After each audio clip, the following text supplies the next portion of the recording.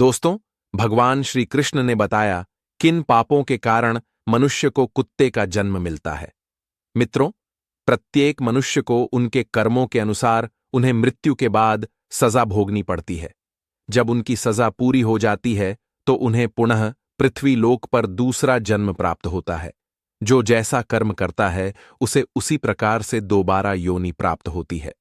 परंतु दोस्तों, क्या आप लोगों को पता है कि किस श्राप के कारण मनुष्य को कुत्ते का जन्म मिलता है, और वह कौन से कार्य हैं जो हम मनुष्य को अपने जीवन में नहीं करने चाहिए, जिसकी वजह से हमें नरक में जाना पड़ता है और फिर हमें एक कुत्ते का जीवन मिलता है। मित्रों, हिंदू ग्रंथों के अनुसार इस धरती पर रहने वाले सभी मनुष्यों को मृत्यु के बाद उसके कर्मों के अनुसार अलग अलग योनि में जन्म मिलता है। कुछ धार्मिक ग्रंथों में यह भी कहा गया है कि जो मनुष्य अपने जीवने में बहुत अधिक पाप कर हैं, उन्हें एक ऐसी योनि में जन्म मिलता है जिसमें वे अपना दर्द किसी दूसरे को बता नहीं सकते और ना ही किसी के साथ बांट सकते हैं। और दोस्तों, आज मैं आपको यही बताऊंगा कि वह कौन से कार्य हैं जो एक मनुष्य को अपने जीवन में कभी नहीं करने चाहिए, नहीं तो उसे कुत्ते का जीवन मिलना तय है।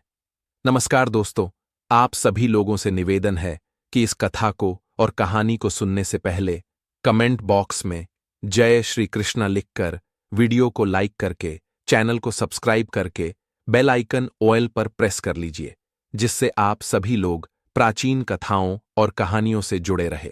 मित्रों, एक बार की बात है, भगवान श्री कृष्ण की प्रिय राधा रानी अपने सखियों के साथ में अपने नगर बरसाना का भ्रमण कर रही थी। पूरे गांव में उनका इधर उधर आना जाना लगा था। तभी एक घर के पास में देखती हैं कि एक लाचार कुत्ता कुछ खाने की तलाश में खड़ा रहता है। तभी उस घर से एक नौजवान आदमी लठ लेकर निकलता है और उस कुत्ते को दौड़ा दौड़ा कर मारता है। यह सब देखकर राधा जी से रहा नहीं गया। उन्होंने अपनी सखियों से कहा, मेरी प्यारी सखियां, आप सब अपने अपने घर को चली जाओ। अब मैं यहां से अपने प्रभु कान्हा के पास जाऊंगी और उनसे कुछ प्रश्न पूछूंगी। फिर वहां से राधा रानी भगवान श्री कृष्ण से मिलने के लिए चल देती हैं। इधर भगवान श्री कृष्ण अपने राजभवन में स्वर्ण से बनी हुई सिंहासन पर विराजमान थे। तभी उनके पास राजभवन में उनकी प्रिय राधा रानी पहुंच जाती है और भगवान श्री कृष्ण से कहती हैं, हे कान्हा, जब मैं आज अपने नगर का भ्रमण कर रही थी तो मैंने नगर में देखा कि एक कुत्ता अपना कष्ट भरा जीवन जी रहा था, और वह जिसके भी महल के द्वार पर जाता, लोग उसे डंडे लेकर दौड़ा दौड़ा कर मार रहे थे और उसे अपने भोजन के लिए इधर उधर भटकना पड़ रहा था, किंतु उसे पेट भरने के लिए कहीं भी भोजन नहीं मिला। तो हे प्रभु, इसे देखकर मेरे मन में एक प्रश्न उठ रहा है और मैं चाहती हूं कि आप मेरे प्रश्न का उत्तर दें। मित्रों, फिर आगे भगवान श्री कृष्ण कहते हैं, हे प्रिय राधा रानी, आपके मन में जो भी प्रश्न है मुझसे निश्चिंत होकर बताओ, मैं तुम्हारे प्रश्न का उत्तर अवश्य दूंगा। फिर राधा रानी कहती हैं, हे प्रभु, मेरा प्रश्न यह है कि किस पाप के कारण मनुष्य को कुत्ते का जन्म मिलता है। मित्रों, फिर आगे भगवान श्री कृष्ण कहते हैं, हे प्रिय राधा रानी, आज मैं आपको एक कथा सुनता हूं, जिसे सुनकर आपको आपके प्रश्न का उत्तर अवश्य मिल जाएगा। इसीलिए हे प्रिय, इस कथा को पूरे मन से सुनना। फिर आगे राधा रानी कहती हैं, हे प्रभु, आप कथा सुनाइए, मैं पूरे मन से इस कथा को सुनूंगी। मित्रों, तो कथा को सुनाते हुए आगे भगवान श्री कृष्ण कहते हैं, हे प्रिय राधा रानी, एक समय की बात है, जब भगवान श्री राम अपनी सभा में बैठे हुए थे, तभी उन्हें एक कुत्ते की रोने की आवाज सुनाई दी। तभी सभा में मौजूद द्वारपाल ने कुत्ते को वहां से भगा दिया और अगले दिन फिर से वही कुत्ता उसी स्थान पर आकर रोने लगा, और द्वारपाल ने इस बार भी उस कुत्ते को वहां से मारकर भगा दिया, और सभा के तीसरे दिन भी वही कुत्ता उसी स्थान पर आकर फिर से रोने लगा। तो भगवान राम के मन में एक प्रश्न उठने लगा कि आखिर यह कुत्ता रोज रोज मेरे दरबार के बाहर ही क्यों रोता है। और फिर भगवान राम ने उस कुत्ते के रोने का कारण जानना चाहा और द्वारपाल से कहा कि उस कुत्ते को यहां बुलाकर लाओ। तो उस कुत्ते को बुलाने के लिए द्वारपाल उसके पास गए और बोले, प्रभु, श्री राम ने आपको अपने दरबार में बुलाया है। तो कुत्ता बोला, हे मुनिवर, मुझे एक ऐसी योनि में जन्म मिला है जिसका मंदिर, राजभवन, रसोई घर और गौशाला जैसे पवित्र स्थानों पर जाना ना है। तुम जाकर प्रभु श्री राम से कह दो कि वे स्वयं मुझसे मिलने के लिए यहां पर आ जाएं।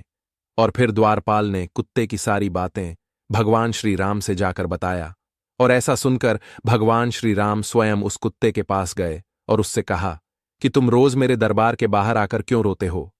तो कुत्ते ने भगवान श्री राम से कहा, हे प्रभु, मैंने कोई अपराध नहीं किया है, फिर भी एक सन्यासी ने मुझे पत्थर से मारा है, जिसके कारण मेरा पैर टूट गया है और अब मुझे बहुत पीड़ा हो रही है, और इसी कारण मैं रोज आपके दरबार में आकर रोता हूं। मित्रों, फिर आगे भगवान श्री कृष्ण कहते हैं, हे प्रिय राधा रानी, उस कुत्ते की पीड़ा को देखकर प्रभु श्री राम को बहुत दुख हुआ। फिर भगवान श्री राम ने अपने दरबारी को अपने दरबार में बुलाया और कहा, हे दरबारी, जाओ जाकर वह सन्यासी जहां भी हो उसे ढूंढ करके हमारे दरबार में अति शीघ्र लेकर आओ। भगवान श्री राम की आज्ञा पाते ही उनके दो सैनिक वहां से सीधा सन्यासी के घर पहुंच गए और उस सन्यासी को पकड़कर अपने साथ में लेकर के भगवान श्री राम के दरबार में आ गए।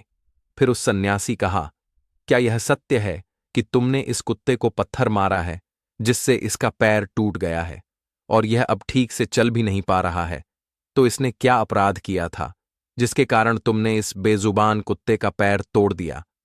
तब वह सन्यासी कहता है, हे प्रभु, मैं भिक्षा के लिए रास्ते से जा रहा था, तभी इस कुत्ते ने मेरी भिक्षा का अन्न छू लिया था और इसी वजह से मुझे क्रोध आ गया और मैंने पत्थर उठाकर इसको जोर से मार दिया, जिसके कारण इसका पैर टूट गया। सन्यासी की यह बात सुनकर श्री राम ने कहा, क्या आपको पता है कि यह एक ज्ञान विभिन्न पशु है? यह अपना पेट भरने के लिए ऐसा करते हैं और इनको इतनी अक्ल नहीं है कि ऐसा नहीं करना चाहिए। और यदि इस कुत्ते ने आपके अन्न को छू लिया था तो इसमें इसका कोई अपराध नहीं है और ऐसा करना तो इसकी स्वाभाविक प्रवृत्ति है, और इतनी सी बात के लिए आप इस कुत्ते को इतनी बड़ी सजा नहीं दे सकते हैं। और अपराध इसने नहीं, अपराध तो आपने किया है जो एक सन्यासी होकर 20 कुत्ते का पैर तोड़ दिया है, इसलिए आप ही इसके अपराधी हैं। मित्रों, फिर आगे भगवान श्री कृष्ण कहते हैं, हे प्रिय राधा रानी, भगवान श्री राम उस कुत्ते से कहते हैं कि यह सन्यासी तुम्हारा अपराधी है और तुम जो चाहे वह सजा इसको दे सकते हो। फिर भगवान श्री राम की यह बात सुनकर उस कुत्ते ने कहा, हे भगवान, इस सन्यासी को किसी महल का राजा बना दिया जाए। तो श्री राम ने उस कुत्ते की बात को स्वीकार कर लिया और उस सन्यासी को सुंदर वस्त्र पहनाकर एक घोड़े पर बिठा दिया और उस सन्यासी को एक महल में ले गए और वहां का राजा बना दिया। जब वह सन्यासी राजा बनकर एक स्वर्ण से बनी हुई सिंहासन पर बैठ गए, उसे वस्त्र भी राजा महाराजा जैसे मिल गया। इतनी सारी सनो सख्त को पाकर वह सन्यासी अति प्रसन्न हुआ। फिर सोच रहा था कि मैं अपने जीवन में कभी सपना भी नहीं देखा था कि मैं एक राजा बनूंगा, और एक कुत्ते ने मुझे राजा भी बना दिया। सच में इस कुत्ते में अक्ल नहीं है, क्योंकि मैंने उसकी टांग तोड़ दी, पर उसने मुझे सजा देने के बजाय महल का राजा बना दिया। और यह सब कुछ देखकर लोग बहुत आश्चर्यचकित थे और लोगों ने प्रभु श्री राम से पूछा कि हे प्रभु, इस कुत्ते ने इस सन्यासी को सजा देने के बजाय महल का राजा क्यों बना दिया, जबकि उस सन्यासी ने तो कुत्ते का पैर तोड़ दिया था। और गांव के लोगों की इस बात को सुनकर प्रभु श्री राम ने कहा, इस सवाल का जवाब आप लोगों को वह कुत्ता ही दे सकता है। तब सभी लोग उस कुत्ते के पास गए और उस कुत्ते से पूछा कि आपने उस सन्यासी के साथ ऐसा क्यों किया है? उसे दंड देने के बजाय उसे तुमने एक राज्य का राजा बना दिया है। तो कुत्ता मुस्कुराते हुए बोला, तुम जानना चाहते हो कि मैंने उस सन्यासी को सजा देने के बजाय उसे महल का राजा क्यों बना दिया है। मित्रों, फिर आगे भगवान श्री कृष्ण कथा को सुनते हुए अपनी प्रिय राधा रानी से कहते हैं, हे प्रिय राधा रानी, वह कुत्ता उन सभी से कहता है, सुनो, यह अन्याय करने वाला राजा और घर पर पहुंचे याचक को भगाने वाला और दूसरे की संपत्ति को हड़पने वाला और किसी गरीब पर अत्याचार करने वाला मरकर दूसरे जन्म में कुत्ता ही बनता है। और यह एक सत्य है, इसमें कोई संकोच करने वाली बात नहीं है। एक राजा ही सबसे पहले गरीबों को सताता है और उनकी संपत्ति को हड़प है। फिर आगे कुत्ते ने कहा, मैं भी पिछले जन्म में एक राजा था और मैंने गरीबों को खूब सताया था और उनकी मेहनत का धन खूब हड़पा था, और मैं भी लोगों के साथ बहुत अन्य न्याय करता था और बेसहारे लोगों और गरीबों की जमीनों को हड़प लिए करता था और अपने से छोटे लोगों पर खूब अत्याचार करता था, जिसके कारण मुझे इस जन्म में कुत्ते का जीवन मिला है और अब मैं अपने पापों का फल भोग रहा हूं। और मैंने उस सन्यासी को इसीलिए राजा बनाया है ताकि उसे भी अगले जन्म में कुत्ते का जीवन मिले और तब उसे पता चलेगा कि कुत्ते की जिंदगी कैसी होती है और अपना पेट पालने के लिए कितने लोगों से मार खानी पड़ती है और हम कुत्तों का जीवन आसान नहीं होता है। मित्रों, कथा को आगे कहते हुए भगवान श्री कृष्ण कहते हैं, हे प्रिय राधा रानी, यह वही लोग हैं जो पाप धुलने के लिए गंगा जी में जाते हैं, किंतु वहां से आते ही फिर से पाप करना शुरू कर देते हैं। और फिर आगे राधा रानी कहती हैं, हे प्रभु, क्या गंगा जी में पाप नहीं धोल हैं? तो भगवान श्री कृष्ण मुस्कुराते हुए कहते हैं, हे प्रिय राधा रानी, गंगा जी में वही पाप धुता है जो अनजाने में हो जाते हैं। जानबूझ करके गए पाप कभी नहीं धुल हैं।